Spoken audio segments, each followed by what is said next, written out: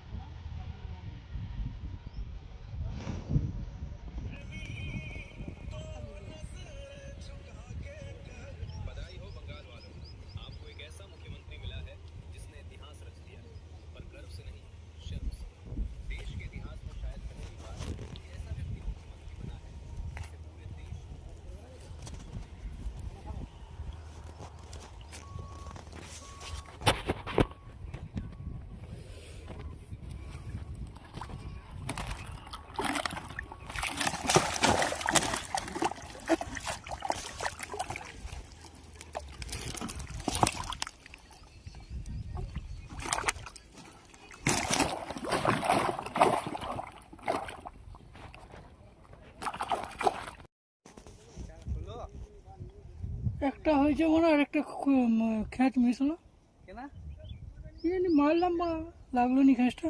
আর হয়নি যাওয়ার পরে।